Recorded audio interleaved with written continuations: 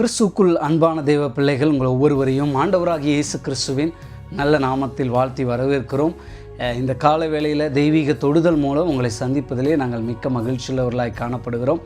வேதத்திலே மத்தேயு 5ஆம் அதிகாரம் பார்க்கும்போது இயேசு கிறிஸ்துவினுடைய மலை பிரசங்கம் அதிலே சொல்லப்பட்டிருக்கிறது. அந்த 5ஆம் அதிகாரத்தின் கடைசி பகுதியிலே நீங்கள் பார்க்கும்போது இயேசு கிறிஸ்துவினிடத்திலே காணப்பட வேண்டிய நற்பண்புகளை அடிப்படையாக கொண்டு அவர்களுக்கு போதனை செய்து கொண்டிருந்தார். அப்படிப்பட்ட அந்த போதனைகள் தான் இன்றைக்கு சபைகளிலே கிறிஸ்துவனுக்கு தேவைப்படுகிறது. அன்பு தேவ பிள்ளைகளே, இந்த கால வேளையில் கிறிஸ்துவ நற்பண்புகளை காப்பாற்ற வேண்டியது நம்ம மேலே விழுந்த கடமை. அதை என்ன விலை கொடுத்தாகிலும் அந்த கிறிஸ்துவ நற்பண்பை காப்பாற்ற வேண்டிய காலகட்டத்தில் வாழ்ந்து கொண்டிருக்கிறோம்.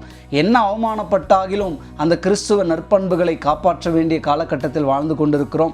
ஏன் இதை நான் இப்படி சொல்கிறேன் என்று சொன்னால், இன்றைக்கு கிறிஸ்துவ நற்பண்புகள் என்பது 30 வருஷம் 40 வருஷம் 50 வருஷம் விசுவாசியினிடத்தில் கூட காண முடியவில்லை என்பதுதான் இன்றைக்கான பரிதாப நிலைமையாய் காணப்படுகிறது. ஆகையால் கிறிஸ்தவனாய் இருப்பதினால் மாத்திரம் நீ கிறிஸ்தவனாக மாறிவிட முடியாது.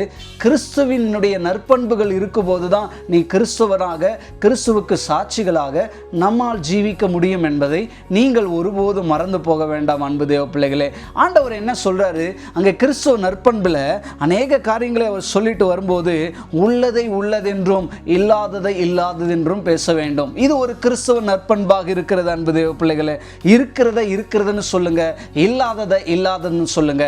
இல்லாததையும் பொல்லாததையும் சொல்லுவது கிறிஸ்துவ நற்பண்பு அல்ல.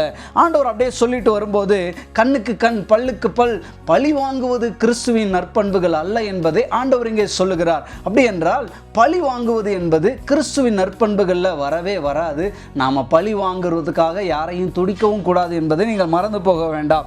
அது மட்டுமல்ல, தீமையோடு எதிர்த்து நிற்கிறது கிறிஸ்துவ நற்பண்பு அல்ல என்பதை குறித்து ஆண்டவர் அங்கே அப்படியே சொல்லிட்டு வராரு. பாருங்க, உன்னிடத்துல ஒருத்தன் வழக்காடினான்னு சொன்னா, அவனுக்கு வஸ்திரத்தை எடுத்துக்கொள்ள வேண்டும் என்று அவன் நினைத்தான் என்று சொன்னால், அவனுக்கு உன்னுடைய அங்கியை கூட நீ என்ன பண்ணிடு, கொடுத்து விடு என்று சொன்னார். பாருங்க, அப்படியே வசனத்தை சொல்லும் போது, ஒருவன் உன்னை 1 மைல் தூரம் வரணும் அப்படின்னு சொல்லி பலவந்தப்படுத்துறான் அப்படின்னு சொன்னா, அவனோட 2 மைல் தூரம் போ அப்படின்றாரு. பாருங்க, ஒருத்தன் உங்ககிட்ட கடன் கேட்கறான், அவனிடத்துல இல்லை, அவன் உதவி செய்யப்பட வேண்டிய நிலைமையில் இருக்கிறான்னு சொன்னா அவனுக்கு உதவி செய், உன்னுடைய பலத்தின்படி அவனுக்கு உதவி செய் அப்படின்னு தான் பவுலும் சொல்றாரு, இயேசு கிறிஸ்துவும் சொல்றாரு.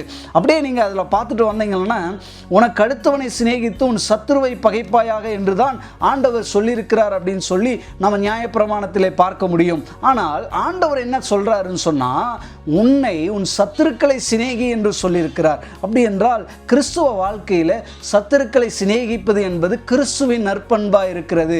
ஒருவர் உங்களுக்கு தீமை செய்வார்கள் என்று சொன்னால் அவர்களுக்கு நன்மை செய்வது கிறிஸ்துவ நற்பண்பிலே அடங்கி வருகிறது என்பதை நீங்கள் மறந்து போக வேண்டாம்.